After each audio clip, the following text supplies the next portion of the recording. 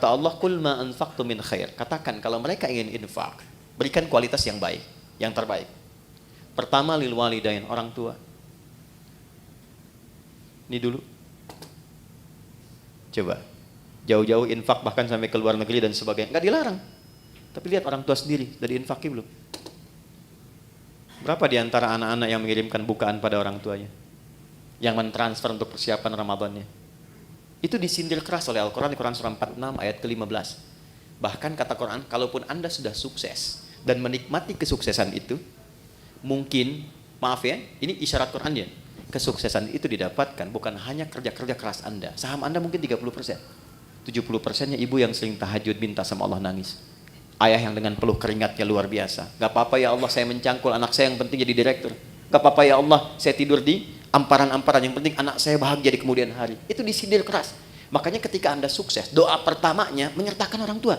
Rabbi auzi'ni an ashkura ni'mataka allati an'amta 'alayya wa 'ala walidayya. Maka ketika Anda menyiapkan pos infak saat Ramadan nanti, yang paling prioritas pertama orang tua. Bismillahirrahmanirrahim. Kenapa wujudnya puasa? Karena puasa adalah desain satu-satunya yang menjadikan setiap manusia mudah meningkatkan amal soleh. Satu, Anda kalau tidak sedang puasa, jangankan sholat sunnah, maaf, sholat fardu pun kadang terlambat. Dan kesannya biasa. Nanti lihat saat puasa, jangankan sholat fardu, ketinggalan sunnah, gelisah. Lihat awal pertama Ramadan nanti, ya, para ibu bahkan sudah, maaf sekali, ya, sudah mulai memesan tempat, membuk tempat-tempat saf pertama dengan sajadah itu. Dan itu bukan ngejar sholat fardu, ngejar tarawih. Dan tarawih sunnah kan? Ya kan? Anda keluar dari sini, ada yang minta, belum tentu diberi. Tapi saat puasa, yang tak kelihatan mata itu ditanya. Berapa fakirnya, berapa miskinnya, berapa yatimnya, kumpulkan. Jadi puasa itu dahsyatnya, apalagi Ramadan, bisa membuat seseorang itu mengakumulasikan semua potensi ibadah yang bisa dilakukan. Orang yang nggak pernah ke masjid, itu Ramadan bisa saf pertama. Tapi saya tidak katakan setiap yang saf pertama nggak pernah ke masjid ya. Tapi bisa datang itu luar biasa. Ya, Quran yang nggak pernah jarang ngaji itu bisa tadarus. Itulah dahsyatnya Ramadan. Satu. Yang kedua, ketika seseorang sudah mulai mendapati Ramadan, apalagi dia serius dia bekerjakan itu, maka potensi-potensi maksiat yang mengikis kebaikan-kebaikan itu bisa dijaga, bahkan ditekan dan dihilangkan saat Ramadan. Seorang yang pemarah sekalipun, itu bisa libur marahnya, Pak. Ada pemarah jam 5:30 dicaci maki, 30 menit lagi buka, jam 6 buka, 5:30 caci maki. Dia nggak balas, dia diam aja. Istrinya heran, dia tanya, kok nggak balas Pak? Tar habis maghrib gitu. Bisa tahan. Ya. Karena konsepnya demikian, minimal dia takut batal puasanya, dia melatih dirinya dari sejak awal. Korupsi bisa libur tuh. Ya. Sogok menyogok bisa libur, takut batal. Ya. Itu konsep dasar pertama, kenapa dimunculkan puasa? Karena panggilannya ketakwaan personal, di bagian pertama.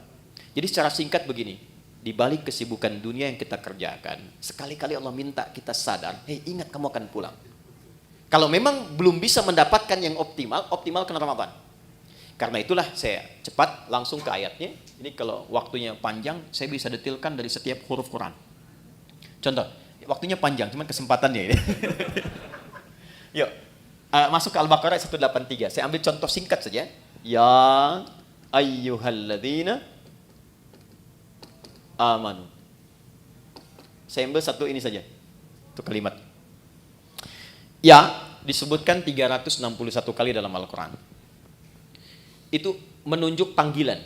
Bisa panggilan dekat, menengah, dan jauh. Nidaul qarib, mutawassit, wal ba'id.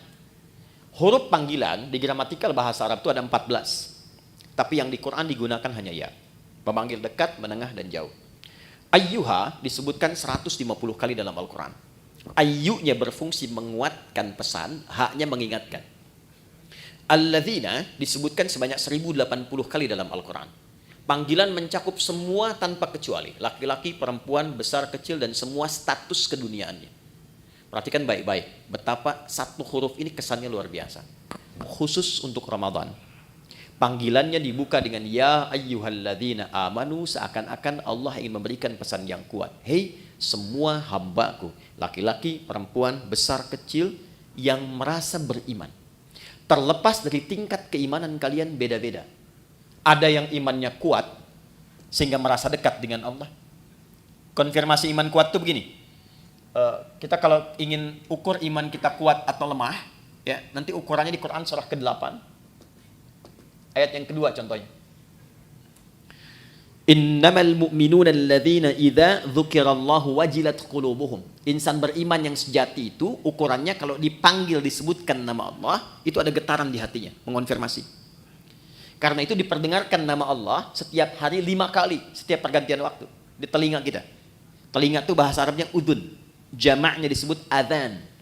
Maka diperdengarkan dalam adzan lafaz Allah, Allahu Akbar, Allahu Akbar. Nah, teman-teman merasakan nggak waktu ada panggilan itu di hati itu ada getaran kan? Allahu Akbar, Allahu Akbar, ada getaran kan? Nah, itu konfirmasi iman. Kalau kemudian itu direspon dan sadar saat dipanggil, misal subuh 4.35 dipanggil, Anda masih tidur. Allahu Akbar, Allahu Akbar, Anda langsung bangun. Ya Allah, sudah adzan, wudu, siap-siap sholat. Nah, ini menunjukkan iman Anda standar. Masih charter tuh. Standar. Ya, Anda jam kerja jam 7 di sini, masuk jam 7, standar kan? Ya kan? Tapi yang hebat tuh begini, dipanggil 4.35, jam setengah 4 itu sudah bangun. Ada yang begitu. Ya, itu isyarat misal di Quran surah ke-4 ayat 103. Innas salata kanat 'alal mu'minina kitaban mauquta. Insan beriman itu tahu waktu salat karena tahu dia siap-siap sebelum dipanggil. Itu yang hebat. Nah, maka orang-orang yang standar itu yang menengah jaraknya. Ya, hei yang menengah, yang kalau dipanggil baru datang. Ya, atau yang merasa imannya kuat. Sebelum dipanggil sudah siap-siap. Ada yang lemah, dipanggil 4.35, dia baru bangun 5.34. Pun belum ingat sholat. Ya. Tapi dahsyatnya dalam Ramadan, di hari pertama dipanggil, Allah tidak melihat semua tingkat keimanan itu. Allah panggil semua dengan satu huruf yang sama. Seakan-akan mengatakan begini, aku tidak peduli betapa tingkat iman kalian. Maka di detik ini aku panggil semua tanpa kecuali. Yang lemah aku kuatkan, yang menengah aku dekatkan, yang dekat pun aku tambahkan kekuatan kembali. Itulah yang menjadikan semua kita tanpa peduli karakteristik imannya, parameter tingkat rendah dan tingginya. Coba lihat, bukti ayat ini. Di awal Ramadan semua semangat. Lihat nanti, hari pertama Ramadan. Ya, kita insya Allah tanggal berapa nanti? Tanggal 1 Ramadan, ya, 1 Ramadan. Yang kemungkinan Masehinya nanti saya sampaikan belakangan saja, ya, belakangan saja. Tapi insya Allah sama 1 Ramadan. Pas 1 Ramadan, malam tarawih, itu semua akan kumpul di masjid. Terlihat, nggak peduli apakah dia jarang ke masjid, apakah dia jarang berjamaah, itu bisa kumpul semua. Tapi problemnya adalah Allah turunkan rahmat itu hanya di awal untuk memberikan sebuah bekal dasar. Nah, apakah kita mampu menjaga itu atau tidak sampai akhir itu kembali kepada manusianya masing-masing. Itulah sebabnya butuh tarhib. Kalau nggak disampaikan dari tarhib, itu bisa terjadi kemajuan. Anda awal sampai 10 sak, hari kedua maju 9, 3, 8, ya. Terus sampai dekat mudik kosong kan? Ya. Dan itu selalu diingatkan sebelum Ramadan, tapi kejadian terus gitu. Coba lihat nanti. Ya, karena apa? Motivasinya berbeda. Motivasinya berbeda. Nah, ini poinnya. Jadi di awal Ramadan, ya sudah diingatkan dalam ayat yang pertama turun, Allah berikan perangkat kemudahan bagi setiap personal untuk mendekat kepada Allah. Supaya terjadi peningkatan ketakwaan. Dahsyatnya apa? Ini motivasi pertamanya. 1. Saya langsung kembali ke hadis di Al-Bukhari. Perhatikan baik-baik. Man shama Ramadhana imanan wa ihtisaban ghufira lahu ma taqaddama min dhanbi. Masuk malamnya, hadis yang sama, beda diksinya. Man qama Ramadhana imanan wa ihtisaban ghufira lahu ma taqaddama min dhanbi. Karena pertama kali masuk Ramadan kita ibadah malam, salat, disebut dengan qiyam, pekerjaannya disebut dengan qama. Perhatikan anugerah besarnya saat Ramadan. Dari alladzina dipersonifikasi jadi man. Kalau man itu sudah ke personalnya. Kalau alladzina masih umum. Siapapun dari yang banyak ini, malamnya memulai dengan menyiapkan diri untuk menunaikan tarawih. Man qama ramadhana, khusus Ramadan, bukan yang lain. Imanan, karena panggilan imannya merespon seruan Allah. Di Allah panggil, ya ayyuhalladzina amanu, Anda datang dengan iman itu. Jadi bukan karena orang lain tarawih Anda ikut. Bukan karena imamnya bagus saya ke situ gitu. Bukan. Karena kesadaran bahwa selama ini saya sibuk, jarang nyari akhirat. Selama ini orang sudah menghafal Quran, saya baca aja belum punya waktu. Selama ini orang tahajud, saya masih kejar kerja lagi. Dapat meninggal, bekal belum siap.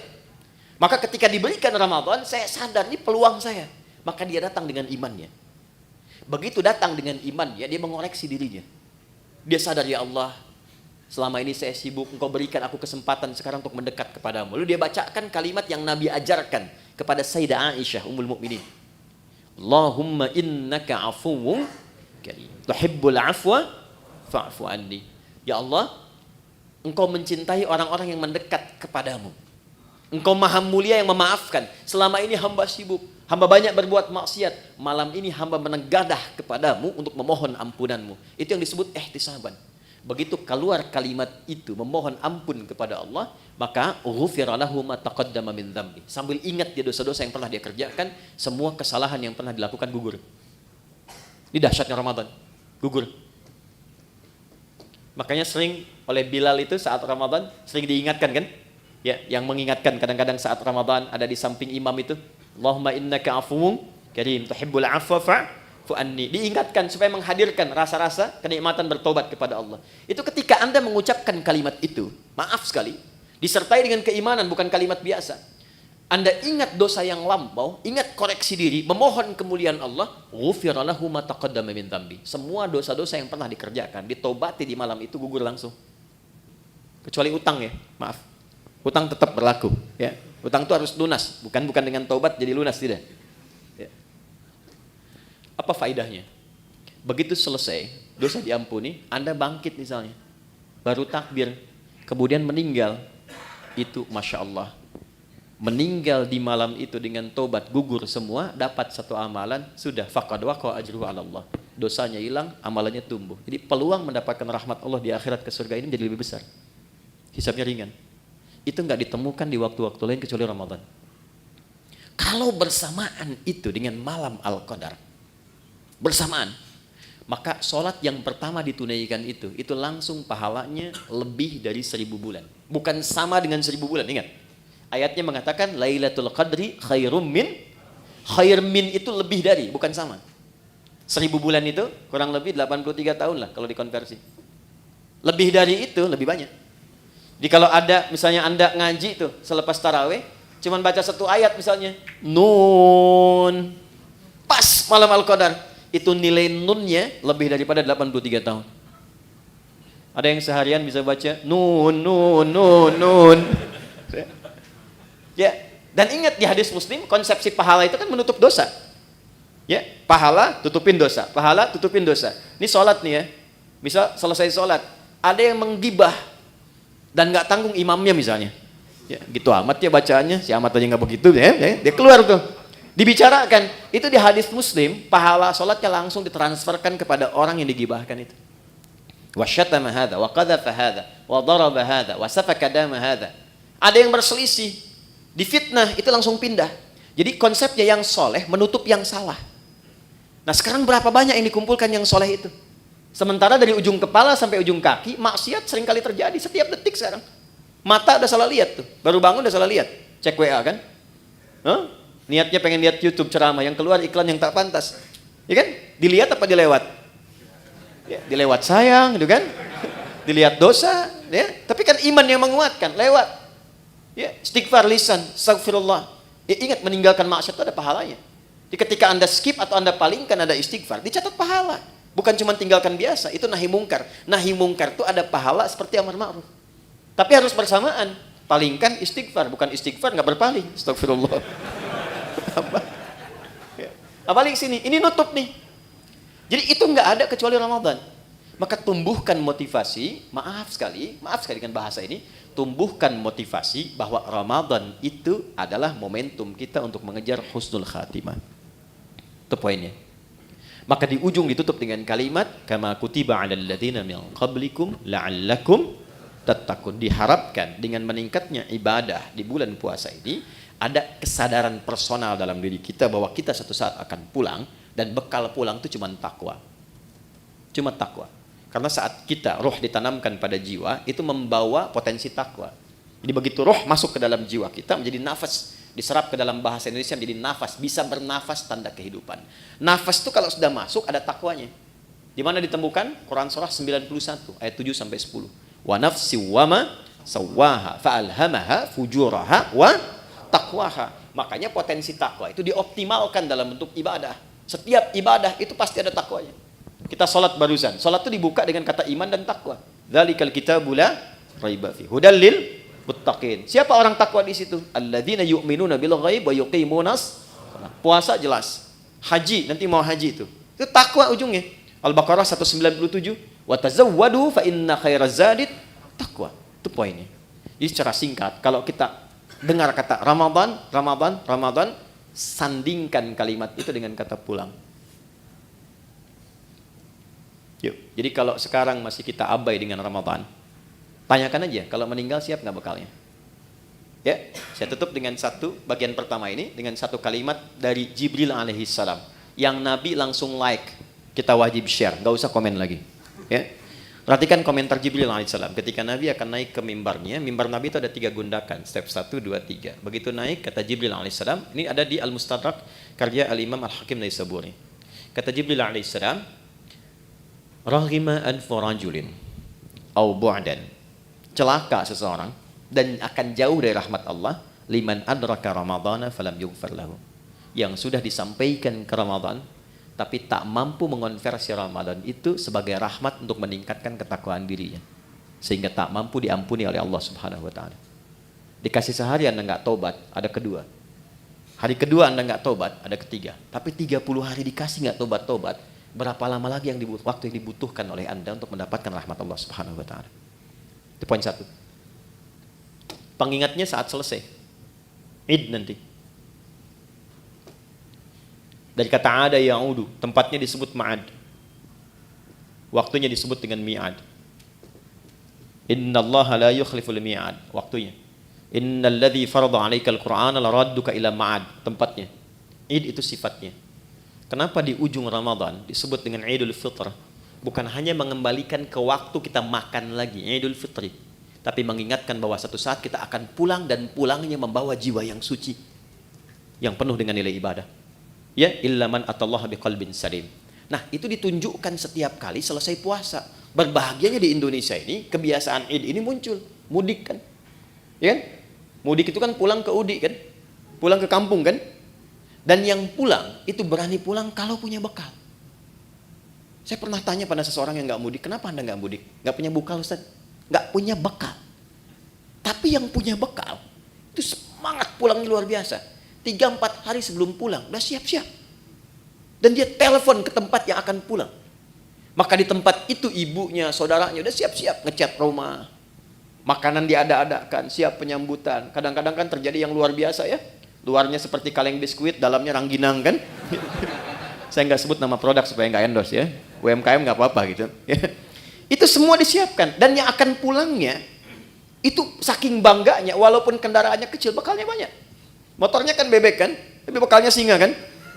Coba lihat, dusnya ditambah lagi pakai pelepah kurma, sampingin lagi pelepah pisang tuh ya kalau di sini. Ya, pelepah pisang tambahin dus, tambah lagi. Dan dia tuliskan, aku pulang sayang. Kenapa? Karena siap. Di akhirat tuh begitu. Ketakwaan personal, ini wujudnya dari sholat, puasa, Quran, haji. Ini yang menjadikan pintu-pintu surga bergantung dengan amalan ini. Di surga itu ada 8 pintunya. Dan 8 itulah amalan pokok kita. Makanya nanti ada yang dipanggil dari pintu puasa yang rajin puasa, pintunya Ar-Rayyan. Ada pintu babus shalah, pintu tahajud, pintu sedekah. Pastikan Anda menekuni ketakwaan personal itu di sisi yang mana sehingga punya kebanggaan saat pulang. Kalau belum sempat baca Quran, saya kasih kabarnya dari sekarang. Saya keliling-keliling Indonesia. Sekarang di setiap tempat tuh berburu Quran.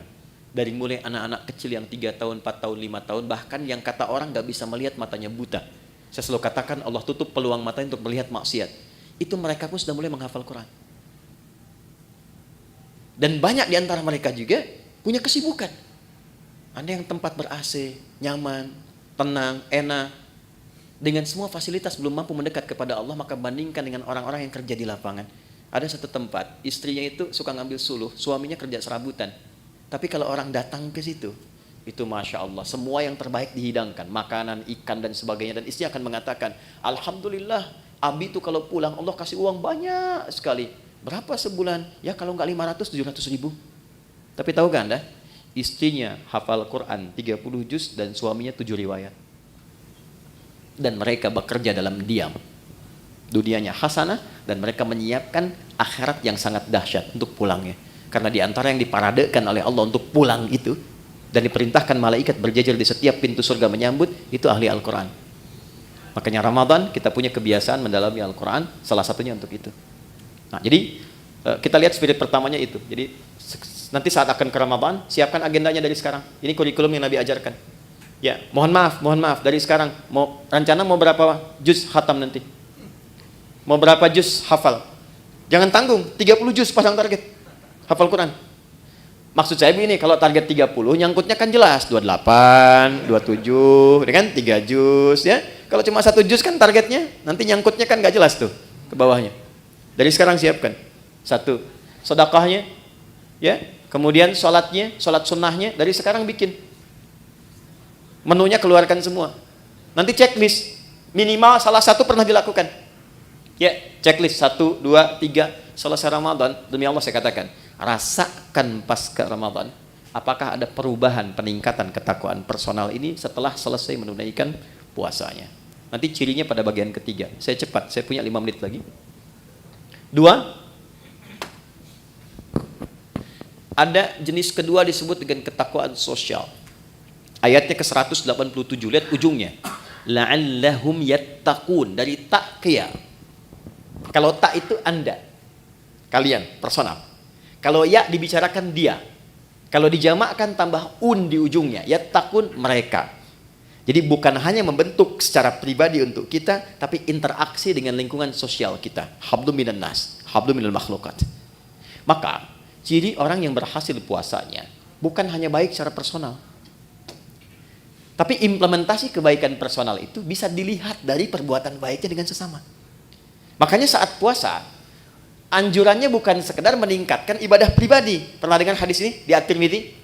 Siapa yang memfasilitasi bukaan untuk orang puasa, walaupun 1 biji kurma saja, 1 kurma, ataupun sehirup air saja, maka dia mendapatkan pahala yang sama dengan yang berpuasa itu tanpa dikurangi sedikit pun. Pernah dengar hadisnya? Hadisnya sahih. Tapi jangan salah menyimpulkan ya, bacanya pakai ilmu hadis. Ya nggak usah puasa, fasilitasin aja kurma. Dia nggak begitu. Ya Anda fasilitasin, Anda nggak puasa, Anda dosa, Anda batal. Jadi ruginya 2 kali. Ya, maksudnya apa? Saking tingginya ibadah sosial itu Nabi menginformasikan dengan tingginya tingkat apresiasi yang Allah berikan. Jadi kalau di Quran itu atau di hadis ada motivasi dengan pahala yang tinggi, ini menunjukkan kualitas amalan itu dahsyat, tinggi. Ya, dan banyak sekali terkait dengan puasa itu amalan-amalan sosial, sedekah, infak, memuliakan yatim, zakat, ini kan sosial semua. Tapi pernah nggak teman-teman kita semua rincikan itu formulasinya kemana?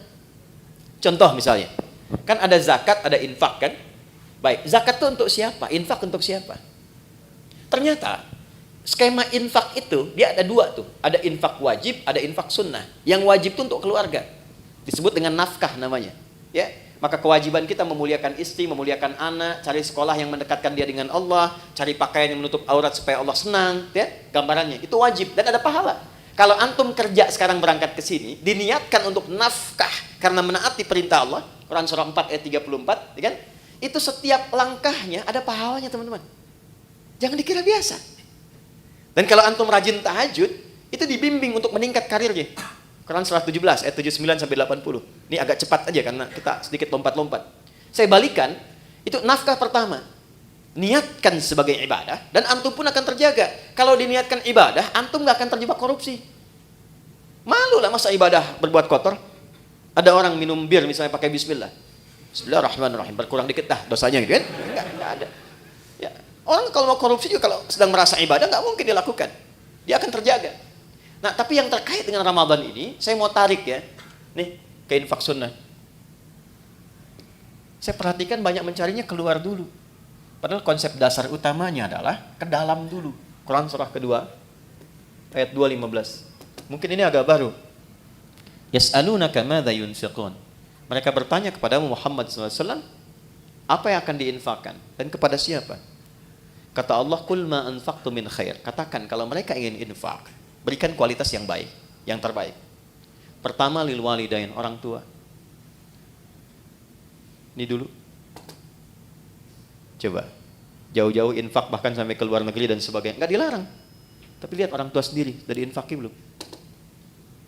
Berapa di antara anak-anak yang mengirimkan bukaan pada orang tuanya? Yang mentransfer untuk persiapan Ramadannya? Itu disindir keras oleh Al-Quran di Quran surah 46 ayat ke-15. Bahkan kata Quran, kalaupun Anda sudah sukses dan menikmati kesuksesan itu, mungkin, maaf ya, ini isyarat Quran ya, kesuksesan itu didapatkan bukan hanya kerja-kerja keras Anda. Saham Anda mungkin 30%. 70%-nya ibu yang sering tahajud minta sama Allah nangis.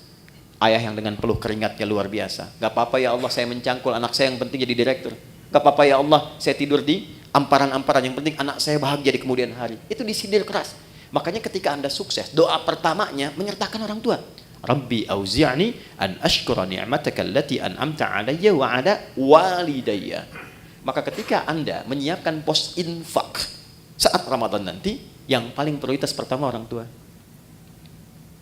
Ini dulu. Nah, ini desain pertama akan memperbaiki hubungan-hubungan sosial yang tingkat pertama dengan orang tua. Mungkin hebat sholatnya, ternyata dengan ibunya bermasalah.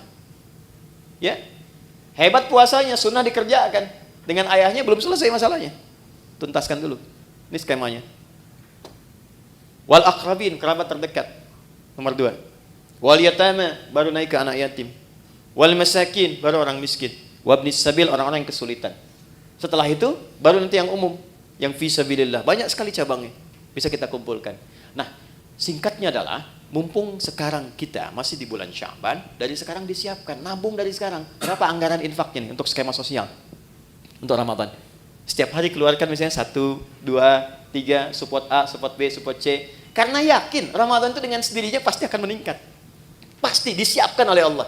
Pandai-pandai melihat berapa yang Allah siapkan untuk kita. Kalau sudah cukup di dalam rumah, Anda dapat gaji misalnya 20 juta. Kebutuhan di rumah 10 juta, tabungan 5 juta untuk ke depan, untuk anak-anak. Berarti 5 juta itu peluang ibadah Anda lewat harta. Optimalkan. Tinggal diatur nanti bagaimana penyalurannya saat Ramadan. Dan yang paling dahsyat, ada nanti skema yang ketiga, yang terakhir, sedekah. Yang sifatnya lebih luas lagi. Bukan hanya muslim, tapi sampai non-muslim. Sampai non-muslim. Anda bekerja kan di sini nggak semuanya muslim tuh. Pasti ada non-muslimnya. Nah, tebarkan aura Ramadan kepada teman-teman juga. Ya. Jadi begitu datang nanti bulan Ramadan, bisa dibikin skemanya untuk sedekah itu lebih luas sifatnya. Mungkin di antara anak mereka ada yang kesulitan, bisa diberikan bantuan SPP-nya. Gitu kan? Ada di antara mereka yang tertarik dengan Islam, berikan kemudian pendalaman dengan buku-buku keislaman. Biayanya boleh dari skema ini. Bahkan nanti bisa dari zakat yang mu'allafati qulubuhum. Ya, Anda mau buka berbagi, makanan kan banyak tuh. Kata Nabi berbagi, sampingnya mungkin tetangga non-muslim, ajak. Anda mau buka bersama barang-barang nih ya, jangan yang muslim saja. Mungkin ada non-muslim tertarik, ajak. Ya, ketika dia bertanya, ya, kok saya boleh ikutan? Sampaikan. Islam atau Quran yang mengajarkan saya untuk berbagi. Ya, nanti hari kedua dia tanya lagi, hari ini Quran ngajarin lagi berbagi kan? Ini poinnya. Yang terakhir, yang ketiga, ya kita akhiri. Jika semua ini sudah bisa kita lakukan, maka semua latihan ini akan merubah kepribadian kita dan membentuk karakteristik yang baru pasca Ramadan. Gambarannya begini, maaf sekali, kalau teman-teman biasa makan pakai ayam, pakai kerupuk, ayam pakai kerupuk. Ya, ini Ustadz Mubarak waktu pesantren tuh capruk, kecap kerupuk, ya. Saya satu pesantren dengan beliau loh. Kecap kerupuk, ya. Nah, setelah 30 hari. Hari ke-31, ayamnya dikasih, kerupuknya nggak dikasih. Kira-kira komentar pertama apa? Mana kerupuknya? Karena sudah terbiasa kan? Baik. Ramadan kan kita dilatih. Kebiasaan sholat, biasa baca Quran, biasa berbagi, biasa mendekat, biasa evaluasi. Masa 30 hari melakukan itu nggak merubah karakter? Pasti akan ada perubahan. Ya, hal pertama yang didapatkan pasca itu, yang pertama ketenangan. Itu dulu. Jadi Allah itu kalau ingin merubah seorang hamba jadi lebih baik, hatinya ditenangkan dulu. Karena tenang ini kunci sejalannya. Hidup tenang, di rumah tangga kan tenang ya. Samara itu kan sakinah dulu, sakinah kan tenang ya. Di kaya pun kalau nggak tenang nggak enak. Coba pilih mana? Kaya tapi gelisah atau miskin tapi tenang? Nggak ada pilihan ketiga, jangan maksa. Saya tahu kaya dan tenang ya. Kaya tapi gelisah atau miskin tapi tenang? Jadi Allah itu kalau ingin merubah seorang hamba menjadi lebih baik, itu diberikan ketenangan dulu. Setelah tenang nanti baru diinstal. Dia pengen apa? Apakah ilmu, apakah harta atau kedudukan? Baru diarahkan. Anda kalau sholat, yang didapatkan kan bukan solusi dulu kan? Sebelum tanha anil fahsya'i wal munkar, ketenangan dulu. Makanya kalau orang itu kalau sudah sholat, sholatnya bagus, hatinya lebih tenang. Baca Quran juga begitu. Ya, jadi kalau Anda sedang gelisah, ibu-ibu itu jangan bikin status. Gak menyelesaikan persoalan. Ya, ini mendung di sekitaran bikin status. Mendung ya, yang gak menghentikan mendung kok. Ya. Kalau sedang gelisah, ambil wudhu, ngadap kiblat, ambil mushaf, baca Quran. Tenang hati. Walaupun solusi belum datang. Nah, Ramadan pun begitu. Ketika Allah ingin tanamkan hidayah pada seorang hamba, yang diberikan pertama ketenangan, lebih tenang pribadinya. Kedua, lebih nikmat dalam beribadah, lebih berkualitas, merasakan peningkatan kualitas dalam ibadah. Jadi ada kecenderungan ingin nambah, ada mulai rindu dengan tarawih, padahal mau berakhir, ya kan? Maka saat itulah kemudian tanda awal dari Allah bahwa hidayah telah ditanamkan dalam diri kita. Ketika ditanamkan pada diri itu, maka wujud yang terakhir yang Allah inginkan, walitukabbirullaha ala ma hadakum wa la'allakum tashkurun, membentuk pribadi yang lebih bersyukur. Apa itu syukur? Secara singkat, syukur adalah mampu mengonversi semua nikmat yang Allah berikan pada setiap tempat yang Allah kehendaki. Maaf, lisan ini fungsinya untuk bicara. Tapi Allah menginginkan bukan sekedar bicara, bicara yang baik-baik. Itulah syukur. Syukur dengan mata melihat yang baik-baik. Syukur dengan tangan menulis menggerakkan yang baik-baik. Maka orang yang lulus puasanya, puasa itu akan merubah kepribadian dirinya menjadi lebih baik sebagai syukur kepada Allah Subhanahu wa taala setelah menyelesaikan pelatihan selama 1 bulan itu. Karena dia mendapatkan syukur itu, maka dia coba mengekspresikannya dengan bertakbir. Itulah sebabnya hari pertama di bulan Syawal kita bertakbir, Allahu Akbar, Allahu Akbar, Allahu Akbar. Takbir itu ada 2 jenisnya. Ya, ada takbir perjuangan, ada takbir sebagai syukur. Nanti ada yang menambahkan ulama dengan takbir ibadah seperti dalam sholat. Takbir perjuangan itu saat berjuang, Allahu Akbar, Allahu Akbar, Allahu Akbar. Bung Tomo teriak Allahu Akbar, yang lain Allahu Akbar. Sampai di undang-undang kita nama Allah masuk. Atas berkat rahmat Allah yang Maha Kuasa. Sebagai wujud perjuangan kita. Ada takbir dari syukur. Sebagai wujud Allah telah memberikan hidayah kepada kita. Itu boleh bertakbir. Ya, Anda misalnya puasa. Kalau saya dapat sesuatu, saya pengen puasa. Begitu dapat, diberikan Anda puasa. Anda bertakbir misalnya, Allahu Akbar, itu sunnah. Boleh untuk dilakukan. Nah, jadi secara singkat, lulus puasa, jadilah pribadi yang lebih baik dekat dengan Allah. Bersikap mulia terhadap sesama. Saat yang bersamaan, mampu menata diri dari ujung kepala sampai ujung kaki, menjadi pribadi yang lebih baik. Itulah esensi Ramadan yang Allah perintahkan lewat Rasulullah untuk berlatih selama kita menunaikannya.